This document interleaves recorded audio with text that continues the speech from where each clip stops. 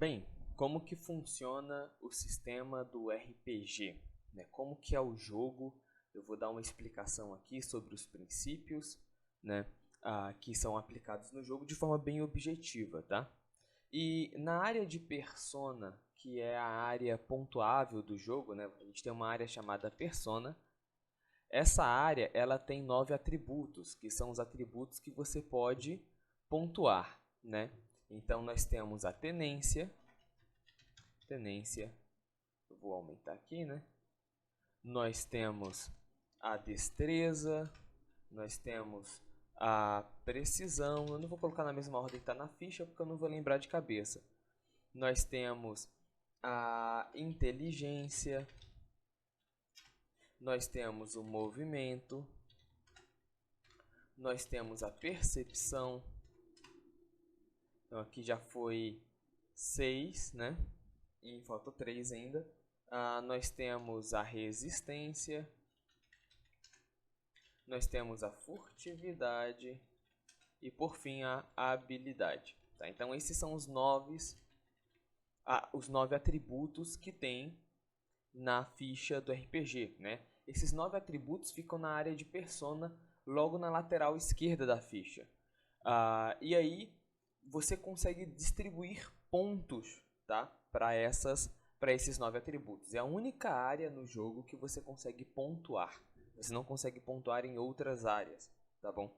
Somente na persona. Então, sempre quando você ganha XP, né, ou experiência, que a gente representa pelo nome EXP lá, né? Sempre que você ganha experiência, você consegue pontuar ali, né? E aí é que tá. Se você for para pensar quanto de XP eu preciso para ter um ponto em tenência, você precisa de 100 de XP, tá? De experiência.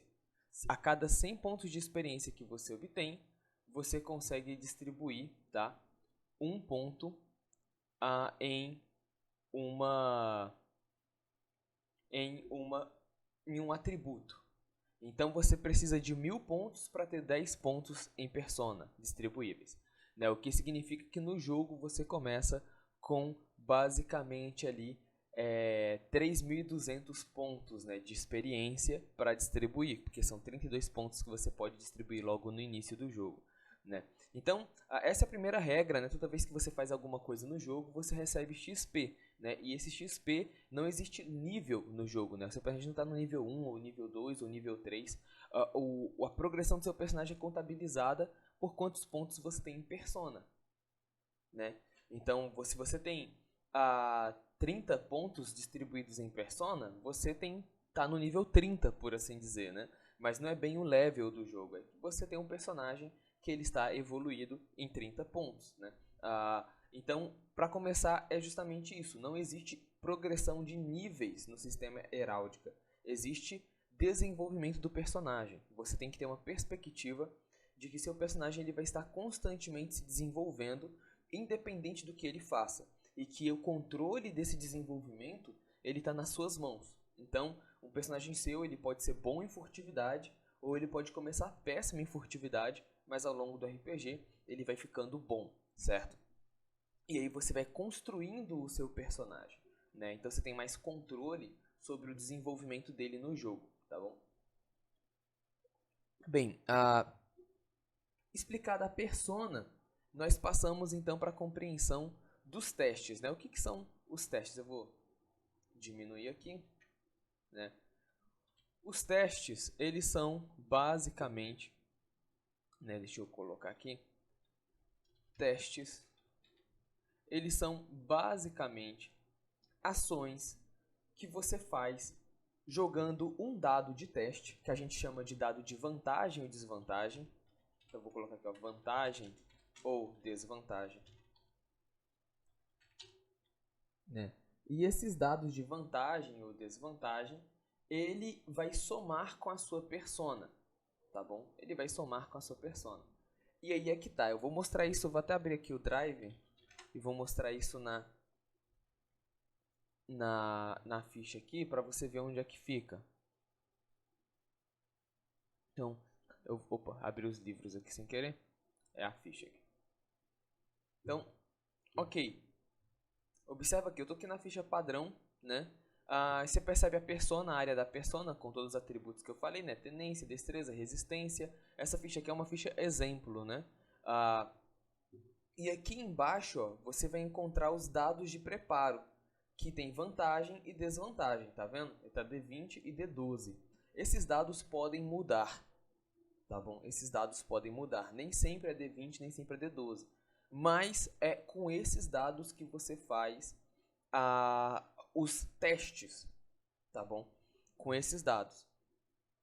Então, todo personagem ele vai fazer testes para todo movimento que ele fizer. A não ser que o movimento não precise de um teste, não tenha uma chance de fracasso, ou o mestre não queira aplicar um teste, porque o mestre tem essa liberdade de permitir que o jogador faça só por ele ter pontos o suficiente. Por exemplo, digamos que o jogador ele quer ler e interpretar um documento. E aí ele tem uma inteligência boa, ele tem, sei lá, 5 pontos de inteligência, 6 pontos de inteligência, né? E aí o mestre ele não precisa fazer um teste. Ele pode falar, não, você tem inteligência suficiente, você consegue ler e entender o texto, certo? Ele não precisa submeter o jogador a um teste. Mas se ele quiser que tenha uma chance de fracasso, aí ele submete o jogador a um teste. Então aquela inteligência vai somar com o lance do teste, né? Então é assim que funciona. Aí eu trouxe aqui um exemplo. Vamos imaginar, né? Lembrando que todos os testes, todas as persona aqui, eles têm uma abreviação, né? Tenência é TEM, tá? Destreza é DES, sempre vai ser as 3 iniciais. Precisão é PRE, né? Inteligência é INT, que são as 3 iniciais do nome, né? O movimento é MOVE, percepção é PER, resistência é RES, furtividade é FUR e habilidade é AB. Tá? Então todos sempre têm uma inicial comum que representa eles, né, pela sua abreviação. Tá bom? Então, digamos que esse jogador aqui, esse personagem aqui representado pelo quadrado amarelo, ele quer pular um muro, né? Mas existe uma chance dele pular, cair e se machucar, ou então pular e não conseguir. E aí, se ele não passar nesse teste, ele não vai conseguir passar de novo. Tipo, ele anula essa possibilidade dele pular aquele muro, porque se conclui que é impossível dele pular um muro. E aqui tem um primeiro princípio sobre os testes. Para que serve o teste no jogo, né? Um teste no jogo, ele serve para dar continuidade sobre uma possibilidade do jogador. Como assim? Eu coloquei um obstáculo. O jogador fala, eu vou tentar passar esse obstáculo. Ele faz o teste. Se ele passar esse obstáculo, então é possível. Se ele não passar no teste, ele não consegue tentar de novo. Ele não consegue fazer o teste novamente, a não ser que o mestre permita que ele faça de novo. Mas ele não consegue, porque senão ele fica tentando infinitamente até conseguir, né? Aí já não é mais teste. Tá? Então, geralmente o teste ele vai anular uma decisão se o jogador fracassar. Ele vai anular uma possibilidade se o jogador fracassar. Tá bom? E por isso é que a gente aplica testes. Não é só uma coisa que você pode tentar fazer, é uma coisa que se você fracassar, vai trazer consequências, né? Então é por isso que a gente aplica os testes. Então, beleza. Aqui, no caso, a ordem é clara, né? Ele precisa tirar acima de 17. Então, se ele tiver, vamos imaginar que ele tem aí de movimento, né? Vamos imaginar que ele tem 5 de movimento, tá? Então ele lança o D20, né? Ele lançando o D20, mais 5 de movimento, ele precisa tirar de 17 para cima. Então, se a soma do resultado for 17, 18, 19 ou 20, né? Ele passa, tá bom? Ele vai passar no teste, né? Qualquer número que for acima de 17, ele vai passar no teste. Se for abaixo, ele não vai passar no teste. É assim que funcionam os testes, né? É bem simples, não tem segredo, né? É algo muito comum do RPG, os testes, então eu creio que isso daqui todo mundo está familiarizado também. Mas beleza, todo o princípio do Heráldica está baseado nessas duas situações, né? Você tem a persona e a persona vai gerar os testes, né? Então, todo o sistema ele está baseado nessas duas situações, tá bom? Nesses dois objetos de análise, né? Vamos colocar assim, que é o movimento do jogador, o que ele vai fazer e o quanto ele tem de persona para auxiliar ou para permitir que ele consiga fazer aquilo de forma bem sucedida. Aí, como que funciona o combate, então? Eu vou colocar aqui, combate. Como que funciona o combate, então? O combate é muito simples. Toda vez que o jogador ele faz uma ação contra um inimigo, contra um objeto, aquele objeto ele tem uma reação. Da mesma maneira, por exemplo, que a reação da parede aqui é 17.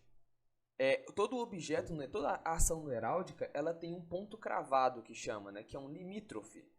A gente chama de limítrofe, que é o quê? Por exemplo, eu tenho uma pedra aqui.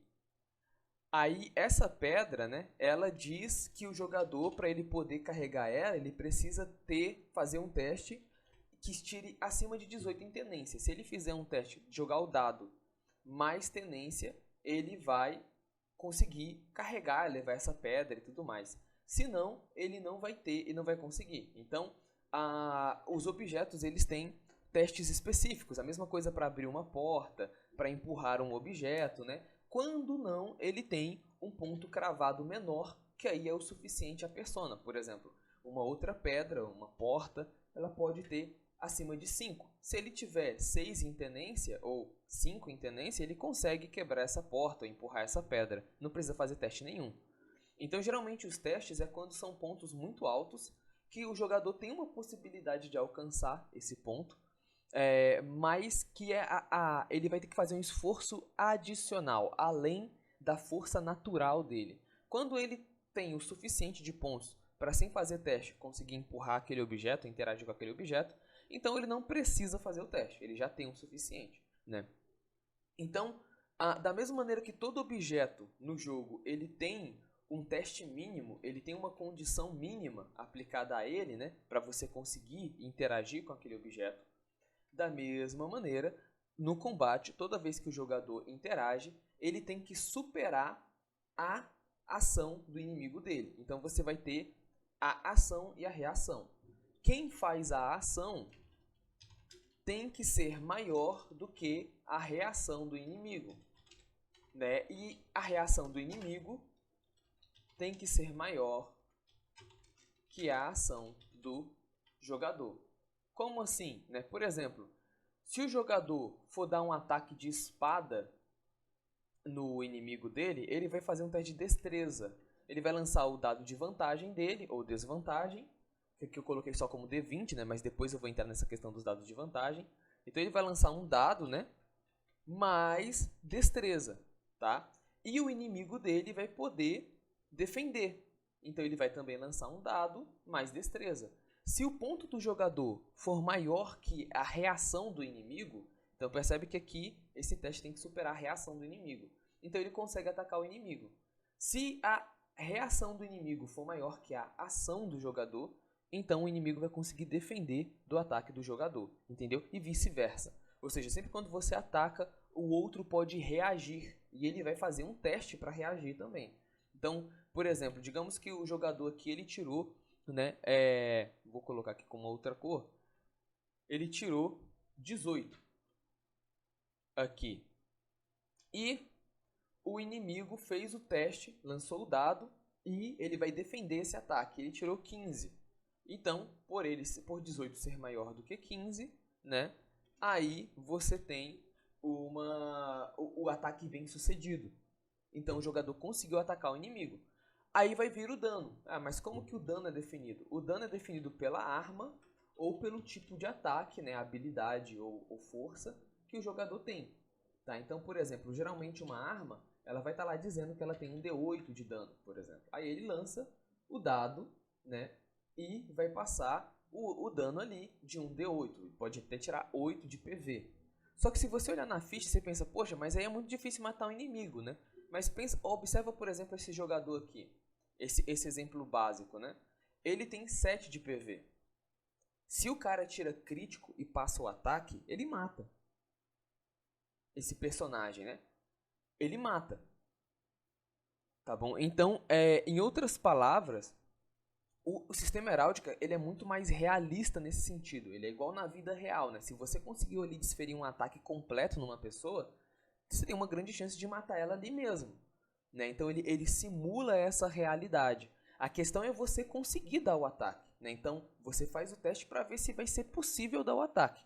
Se você conseguir superar a habilidade do seu inimigo, aí sim você consegue dar o ataque e talvez matá-lo de primeira, né? O que seria bem épico nesse sentido. É por isso que no Heráldica você tem a armadura. A armadura ela tem PV também. Então, diferente do PV oficial, né? Se o seu PV zerar, você morre. Se chegar a 0, você morre. Mas a sua armadura, ela te protege, ela é como um colete. Então, primeiro você perde o PV da armadura, primeiro você perde sua armadura, e depois você perde a vida, né? Então, estar sem armadura é muito arriscado no jogo. E uma armadura com pouco PV, ela também pode ser muito prejudicial no jogo, tá bom? Por exemplo, eu creio que o Vitor já fez a ficha dele, né? O Vitor tem 9 de PA, ele é caçador. Entende? E ele tem 6 de PV, né? Então ele tem uma boa movimentação, mas ele tem um PV também baixo. Só que a armadura dele tem 17 de PV, que é maior, né, que a armadura aqui do atirador de campo, que tem 15 de PV. Tá? Então ele continua tendo mais chance de receber dano sem morrer do que o atirador de campo, beleza? Mas não tem segredo. A regra é clara. O problema é que às vezes a arma vai ter tipo 2d8 mais 3 de dano. Então ela pode quebrar sua armadura e depois de quebrar sua armadura ainda te passar um certo dano.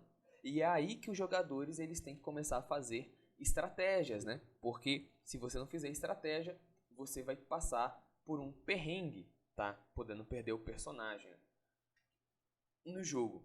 Beleza? Então é simples assim. Aí vem aquela questão. Se a gente vir aqui no resumo do sistema, eu vou abrir aqui na pasta, você vai perceber essa área aqui, ó. Aqui você vai encontrar no combate que cada coisa faz, ó. Então a tenência, né? A tenência se ataca com as mãos ou os pés, seu teste é sobre a tenência e seu dano é o dado da tenência. Então o que isso significa? Se eu tô sem arma, desequipado, né? Aí eu vou vir aqui e vou colocar do lado da persona. Se eu tô sem arma desequipado, pela tenência, tá? Pela tenência, eu vou fazer o seguinte. Digamos que o cara ele tenha aqui 5 de tenência. Então ele vai lançar um D4 mais 1, por exemplo. Na verdade esse mais 1 não existe, né? Você não traz o ponto adicional. Ele é só um D4. Porque eu pego o dado mais próximo que tem. Ah não, mas o dado mais próximo também poderia ser o 6, né? O D6, porque ele tem 5 de força.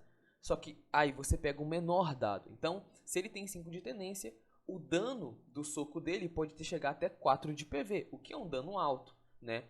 Mas não é um dano suficiente para matar um cara de primeira e tal.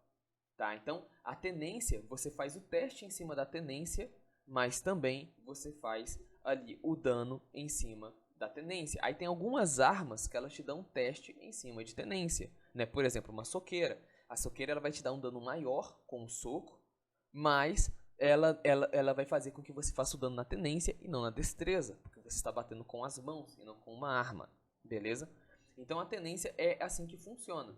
O teste feito de tenência, o dano é o dado da tenência. O cara tem, digamos que ele tenha aqui 10 de tenência, né? Então ele vai ter um D10,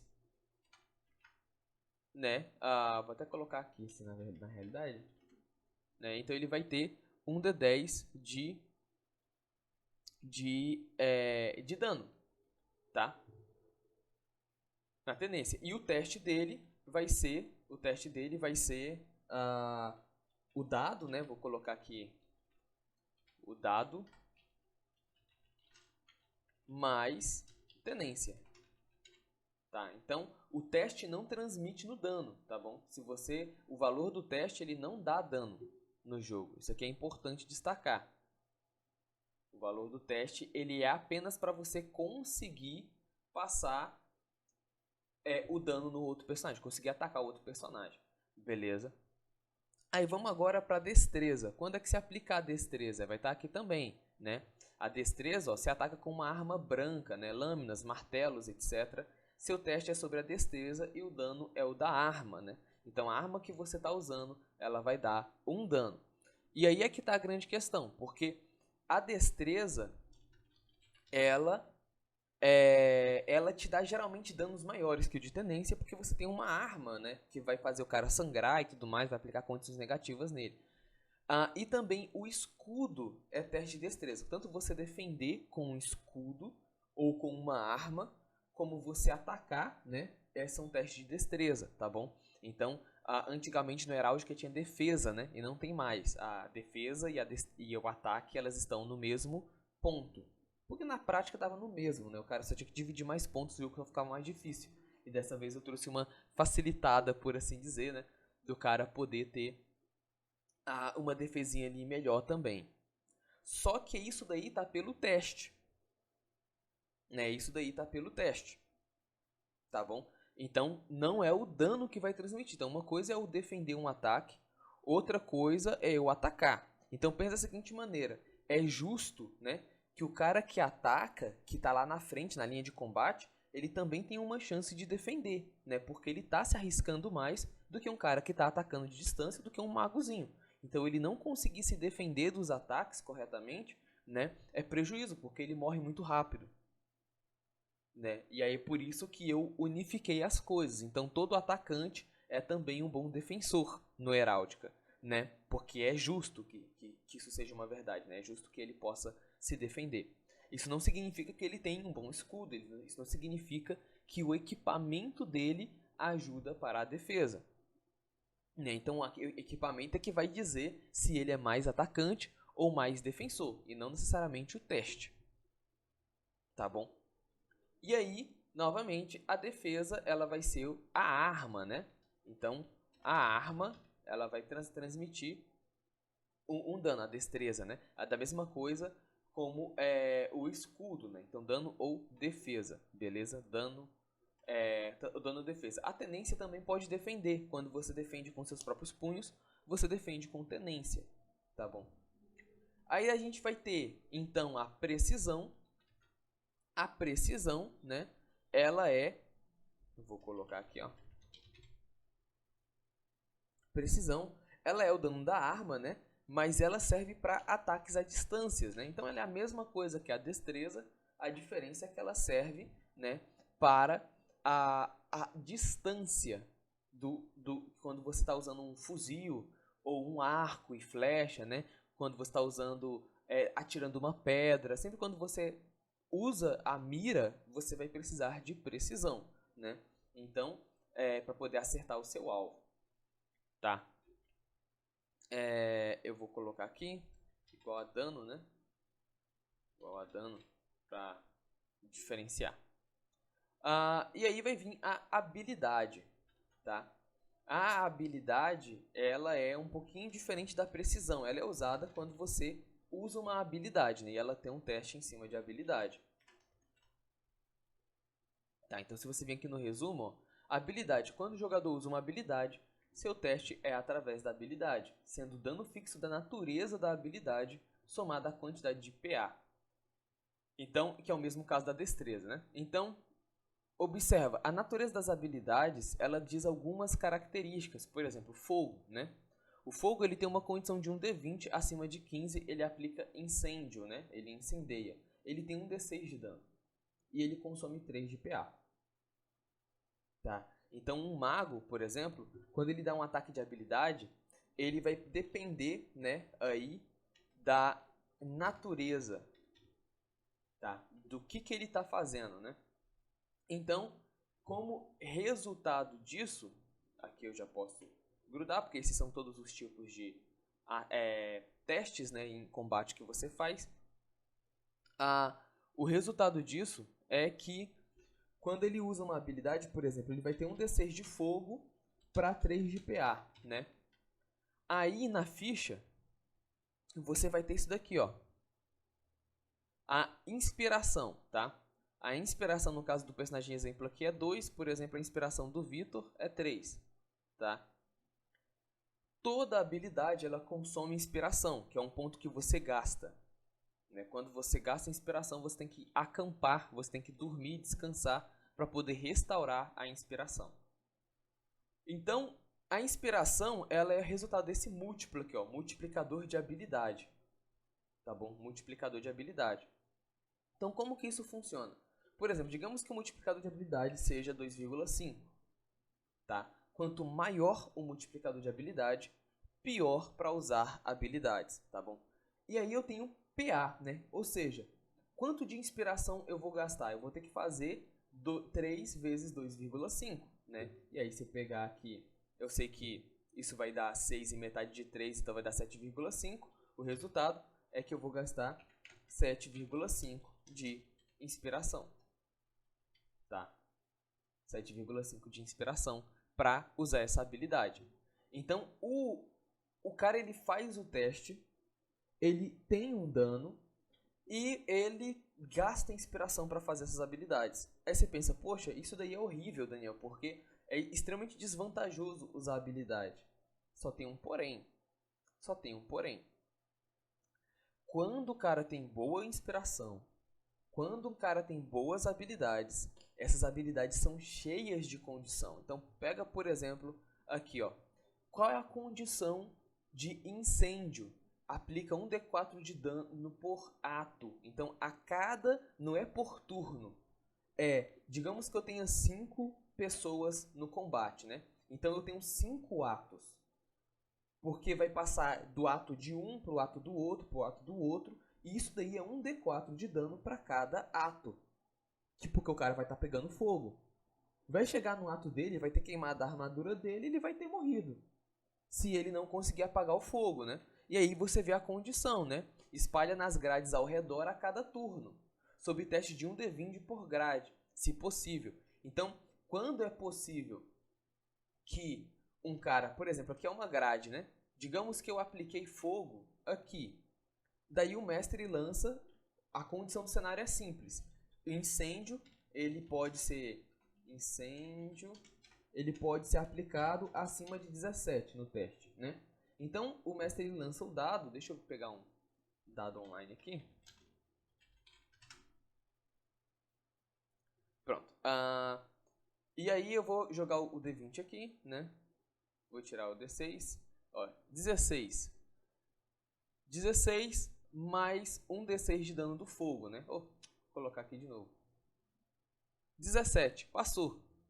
Então, resultado é que vai aplicar incêndio nas grades aqui ao redor, tá? E aí o incêndio se espalha.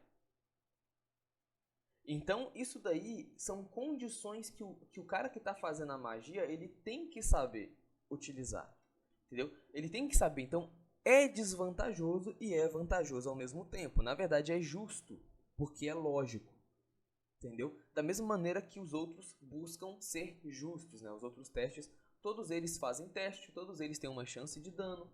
Então, poxa, se ele tirou um D6 e ele tem 1 de dano, é um péssimo dano de magia de fogo, né? Que ele vai passar no cara. Mas as condições daquela magia de fogo podem valer a pena, né? Da mesma maneira, né? Quando ele tem muita inspiração... Por exemplo, ele pode fazer isso aqui 2 vezes. Então, ele faz um único teste, mas dá 2d6 de dano. Ou ele faz um único teste e dá 3d6 de dano. Ele vai gastar uma porrada de inspiração, né? Ele vai gastar uma porrada de inspiração. Mas, apesar dele gastar uma porrada de inspiração, ele vai passar um dano enorme.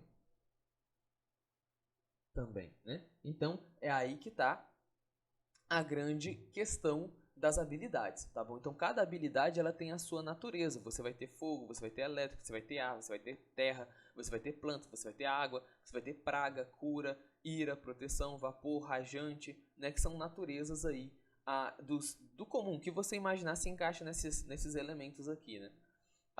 E aí o cara ele vai criando as habilidades, ele vai criando as estratégias dele de forma muito intuitiva, muito simples, com uma boa observação. É por isso que a casta estrategista, se você pegar lá, a casta não vai abrir agora, porque vou ter que pesquisar aqui, mas ela é uma casta que é difícil, né, de se jogar, porque você precisa ser realmente estrategista, tá bom? Agora como é que chama? É extratista, sei lá. Porque eu escrevi errado, né? Aí ficou o nome errado. Tá bem. Então, assim, é assim que funciona as habilidades. Aí tem algumas condições que são importantes de observar, tá bom? Tem algumas condições que são importantes de observar. Por exemplo, toda forma de defesa, ela tem dois tipos, que é a defesa parcial e a defesa completa. Isso aqui é bem intuitivo, não se preocupe. Né? O que significa defesa parcial e defesa completa, né? Pense da seguinte maneira. Se eu defendi com uma arma, essa arma ela tem a chance de defender completamente um dano. Então, digamos que eu lance um D6. Né?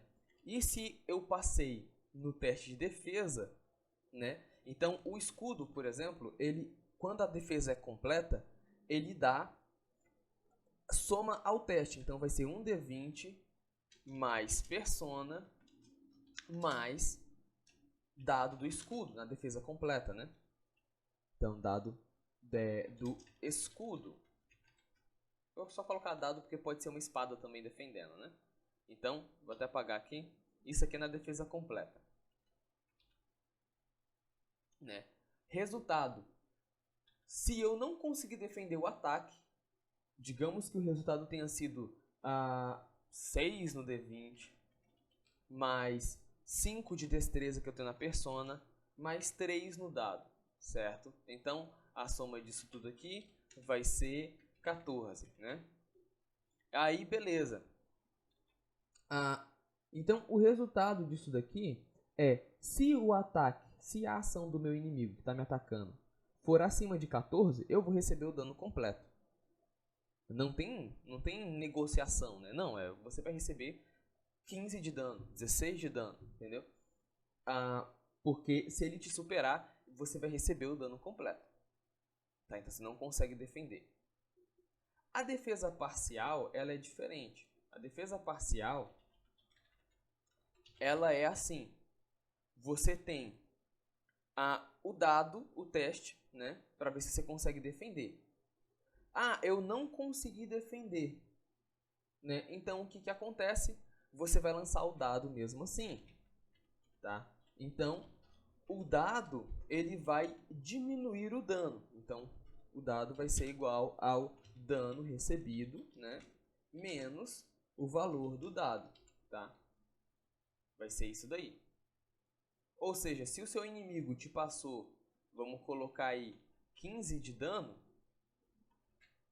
e você tirou 3 no dado, você vai receber apenas 12 de dano. Tá? Porque o seu escudo, ou a arma que você está usando, né, ela diminui o impacto. Né? Então isso é o que a gente chama de defesa parcial. Um exemplo de defesa parcial muito comum no jogo é quando você defende com seus próprios braços, que você recebe o dano, mas você não recebe todo o dano, porque você está defendendo com seu corpo. Então seu corpo vai se machucar, mas ele não vai se machucar da mesma maneira como se você não tivesse defendido, né? Ele vai se machucar menos, tá bom? Então isso são defesas parciais. Só tomando uma aguinha aqui. Existem escudos que dão defesa parcial. Armas brancas, quando você defende, elas são de defesa parcial, né? Mas aí tem a desvantagem da defesa parcial, que é você só consegue reduzir o dano se você passar na defesa, né? Então você fica numa desvantagem, tá? A defesa completa ela é mais vantajosa, porém um escudo ele é pesado, então não é todo mundo que consegue carregar escudo, tá? Beleza. O geral do combate eu já abordei, agora falta só a questão do PA, né? Então o que é o PA no jogo? O PA ele te diz quantos movimentos você pode fazer num turno. Então, por exemplo, vamos pegar aqui, ó, esse personagem ele tem 7 de PA, tá? Digamos que o inimigo dele esteja aqui, né? Então, para ele alcançar o inimigo dele, ele vai ter que gastar 3 de PA.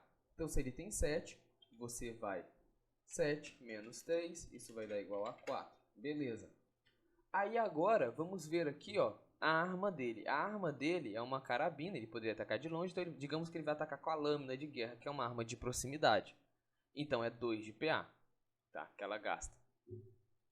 Beleza? Aí você tem 4 menos 2, isso vai ser igual a 2. Olha só, ele ainda consegue dar outro ataque com a lâmina. Consegue dar 2 ataques. Certo? Então ele consegue dar 2 menos 2. Isso daqui vai ser igual a 0. Tá bom? Então, isso daqui é como funciona o PA, né? Em outras palavras, apesar de que para todos os movimentos o inimigo dele pode ter uma reação, tá bom? Pode ter uma reação, o que pode ser desvantajoso, porque existe o contra-ataque, você vai encontrar sobre o contra-ataque, aqui ó, né? Cadê? Tipos de movimentos, andar, atacar, aqui está explicando essa questão, tipo de defesa, contra-ataque, ó. Só é possível realizar contra-ataque se estiver utilizando armas duplas, armas com 2 mãos ou 2 armas, né? O contra-ataque anula o movimento do adversário e substitui por um ataque do personagem. O desvio para que o inimigo ataque outra grade. Então, por exemplo, digamos que esse cara ele vai defender o meu movimento. E eu tenho um amigo, né? Que ele tá nessa grade aqui, ó. Aí eu aplico um segundo ataque contra ele. Ele aplica um desvio e acaba atacando meu amigo, entendeu? É isso que é o desvio. Ele, ao invés de defender o meu ataque, ele redireciona o meu ataque, fazendo com que eu ataque um aliado. Obviamente, desvio não é aplicado em balas, né? A não ser que o cara tenha uma condição muito especial atribuída pelo mestre, de ele conseguir redirecionar um tiro, né? Mas o desvio, ele funciona desse jeito. O contra-ataque é simples, né? Se eu atacar, ele vai me atacar de volta. Então, ao invés de eu conseguir atacar ele, ele vai aproveitar da minha brecha e vai me dar um ataque, tá? Aí eu tenho que defender. Então, a quantidade de vezes que você ataca também pode ser prejudicial para a quantidade de vezes que você vai conseguir defender. Então, nem sempre é vantajoso atacar mais de uma vez. Só que isso não significa que você não possa atacar mais de uma vez. Ah, mas Daniel, isso vai deixar o jogo muito acelerado, muito difícil e tal. Sim, só que isso deixa o jogo mais dinâmico também. Isso deixa o combate mais interessante. Então, sobre o que o jogo se trata? O jogo se trata de estratégia, tá? Não é você achar que você consegue ir lá e fazer um monte de coisa e anular logo seus inimigos. Porque se você fizer errado, vai dar errado para você e depois os teus inimigos também vão poder te dar vários ataques. Então, da mesma maneira que isso serve para o jogador, isso serve para os inimigos. Tá bom? Isso serve para os inimigos. E aí é que está a grande questão. Então, o que os jogadores têm que fazer é usar de estratégia, é saber o que estão fazendo, certo? Para direcionar os movimentos da equipe. Então, PA você usa tanto para se movimentar pelo cenário, quanto para realizar ataques. Se eu me movimentei, por exemplo, aqui eu tenho 7 de PA. Se eu fiz 7 movimentos aqui, eu não vou conseguir atacar ele no meu turno. Eu vou apenas me aproximar. Entendeu? Então, obviamente, as grades no jogo elas não são tão pequenas assim, né? Elas são maiores. E aí isso traz estabilidade para o jogo. Tá? Mas uma vez que os inimigos estão próximos, se encontrando, começa a degladiação direta, né? Bem, por fim, agora a gente tem que falar sobre as condições de combate, né? Ou as condições do jogo, a questão do que eu falei lá dos dados de vantagem. Os dados de vantagem. Então, como que funcionam as condições? É muito simples, não tem segredo nas condições. Se o meu personagem está em vantagem, tá? Então eu vou usar o dado de vantagem, tá? Não tem segredo. E aí, beleza, digamos que o meu dado de vantagem ele esteja definido em um D20. Então, nesse caso, eu vou usar um D20 para esse dado de vantagem. Ah, Daniel, como que o dado é definido no jogo? Isso vai depender muito, tá? Vai depender do tipo de terreno, isso vai depender da regra que o mestre vai aplicar para cada combate. Então cada combate pode ser variado. Às vezes, se o personagem está doente ou não. Por exemplo, você está gripado. Então, o seu dado de vantagem era um D20, que é o padrão. O padrão é você poder lançar um D20 quando você está em vantagem, né? Só que como o seu dado personagem está gripado, vai reduzir. Então, você vai lançar um D12 como dado de vantagem. E aí o seu teste diminui. Já não é mais um D20 mais persona, né? Vai ser um D12 mais persona. Então, o que varia muitas vezes no combate também é o dado que o personagem está lançando como vantagem. Ou se ele está em desvantagem. E aí a mesma coisa, né? A mesma lógica se aplicando. Se o cara está em desvantagem, né? E aí eu coloco aqui desvantagem, então você vai usar o dado de desvantagem, sem segredo, né? Que por padrão o dado de desvantagem é o D12, tá? Por padrão. Resultado: se eu estou num cenário e esse personagem, meu inimigo, ele está numa área vantajosa, tá? Digamos que ele esteja aqui, eu vou pegar, né, digamos que ele esteja aqui num solo alto, né? Vantajoso. Tá? E aí eu quero atacar o meu inimigo. Eu acho que é assim. Isso aqui. Eu quero atacar o meu inimigo, né? Então, o que vai acontecer? Por eu estar em desvantagem, eu vou lançar um D12 no teste e ele vai lançar um D20.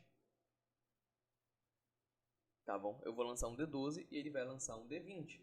E o resultado disso é que ele tem mais chance de passar no teste do que eu. Né? E aí é que está a diferença. Então, quando você está em condições ruins, você vai estar em desvantagem. E quando você está em condições boas, você vai estar em vantagem. A mesma coisa para os inimigos. Certo? Isso traz muita variabilidade no jogo. Isso dá valor para cada uma das classes, para cada um dos jogadores, para cada um dos papéis no jogo. Porque a realidade é que a coisa mais difícil no jogo é você estar sempre em boas condições, certo? É justamente as condições que dificultam muita coisa, porque é muito normal que o cara nem sempre, né, esteja em boas condições, tá? E aí ele vai ter essa dificuldade de, às vezes, conseguir realizar alguns testes bem-sucedidos. Então ele vai dar 2, 3 ataques e todos eles estando em desvantagem. Entende? Então a posição no jogo, a estratégia no jogo influencia muito e faz diferença, tá? E é justamente isso que traz a dinâmica e a diferença do sistema Heráldica, porque ele acaba sendo um simulador de vida real mesmo. Existe uma outra condição que eu acho interessante de se explicar. Eu vou copiar aqui o meu grid, né? Que é o seguinte: digamos que eu tenha um inimigo aqui, né? E ele é um atirador, ele ataca de distância. E aí eu tenho aqui uma barreira, né? Essa barreira, ela oculta uma certa área de visão do meu inimigo, né? Por exemplo, ela oculta, deixa eu colocar aqui, cadê o lápis? Ela oculta essa área aqui, ó. Né, que o inimigo acaba não tendo visão, tá bom? Acaba não tendo visão, né? E aí, se o jogador ele está aqui, né? Ele não vai ser visto pelo inimigo. O que significa que você também tem um simulador de tiro no jogo, tá? Um simulador de tiro. Por quê? Para pensar. Em um jogo futurista, o Heráldica ele é feito para simular todos os tipos de universo, né? Então você vai ter um universo futurista, você tem um universo steampunk, você tem um universo medieval, né? Você tem vários universos. Então no medieval seria um arqueiro aqui, né? O arqueiro ele consegue atingir quem ele vê, na distância que o arco dele alcança. E as armas têm alcance lá, né? O quanto que ela consegue atingir. Para esse arqueiro conseguir atingir esse cara aqui, ele tem que dar uma volta no cenário. Entendeu? Então, a posição importa. Importa e muito, tá? Porque todo o mapa, ele é analisado.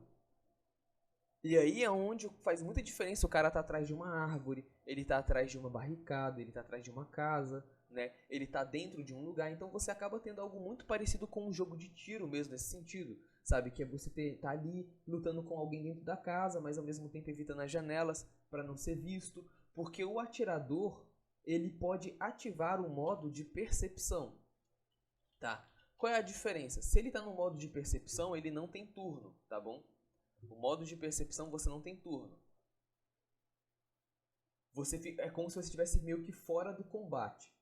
Toda vez que alguém aparece no seu ângulo de vista, você tem uma chance de fazer um teste de percepção para ver aquela pessoa. Então, tem uma janelinha aqui, né? Digamos que nessa parte aqui dessa parede, né?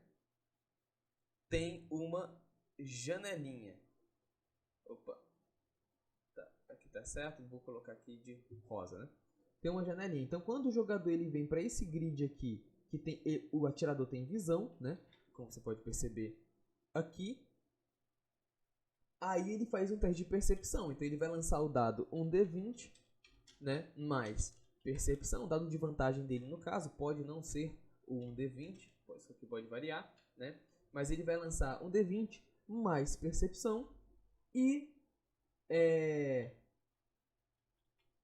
o jogador ele vai ter que lançar um D20 mais furtividade, porque ele vai ter que se esconder do atirador, tá bom? Então, o resultado é que se o atirador tiver uma boa percepção acima do jogador, né, com a sua furtividade, ele dá um ataque de oportunidade. O ataque de oportunidade é cruel, né? Então, assim, porque o jogador vai levar o tiro ali na crua, né? Sem poder se defender, tá? Então, e aí é onde acontece. Só que para isso o atirador ele tem que entrar em modo de percepção, de percepção, tá bom?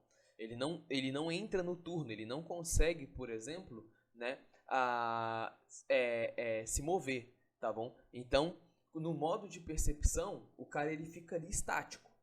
Mas ele pode durante o jogo desativar o modo de percepção? Pode. Pode desativar. Para ele pode se mover. Só que toda vez que ele faz isso, essa troca, ele vai perder o turno dele para fazer isso. Então, ele está aqui no modo comum, né? Ele está no modo de ataque. Beleza, ele está no modo de ataque, ele quer entrar no modo, ele vai para um local e ativa o modo de percepção. Ali ele não pode se mover.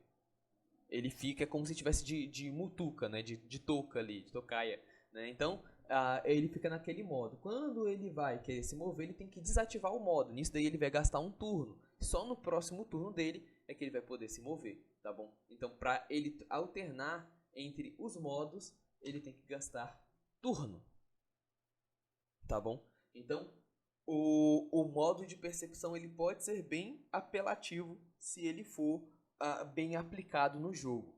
E aí você vê, né? Isso faz com que todo jogo ele acabe se validando muito como um simulador mesmo, assim, bem dinâmico e bem difícil, né? Mas de tipos de confrontos diferentes, né? E aí, obviamente, todo jogo depende da estratégia do mestre e do jogador. O melhor do sistema Heráldica, fazendo uma última observação antes de encerrar o vídeo, é justamente isso, é porque tanto você vê o mestre jogando, certo? Porque eu, estando ali na mesa, né, eu vou ter os cenários. E os jogadores têm acesso aos cenários de batalha, os mapas de combate, né? E você vê cada pessoa ali, o time dos jogadores e o mestre fazendo o planejamento, né? Todo a estratégia de combate. Então, o jogador ele tem uma percepção de honestidade e justiça, porque o mestre ele vai ter que planejar em cima do que o jogador está fazendo. Não tem como ele simplesmente apelar, entendeu? Não, esse teste não valeu. Isso não faz sentido no sistema, né? Então, ele tem que saber fazer. A única vantagem que o mestre tem é porque por ele ter criado um mapa, né, ele acaba conseguindo ter uma estratégia para aquele mapa que é mais desafiadora para o jogador. Então, mas uma vez que o jogador pega a manha, né, fica mais difícil para o mestre superar o jogador, tá? Então você acaba que os dois jogam, né? E é isso daí. Esse aqui é o sistema heráldica, o modo de combate dele e tudo mais, né? Esses mesmos princípios vai servir para várias outras coisas fora do combate, porque os testes são aplicados em vários outros conceitos, como eu falei aqui no caso dos objetos, né? E é isso aí. Valeu!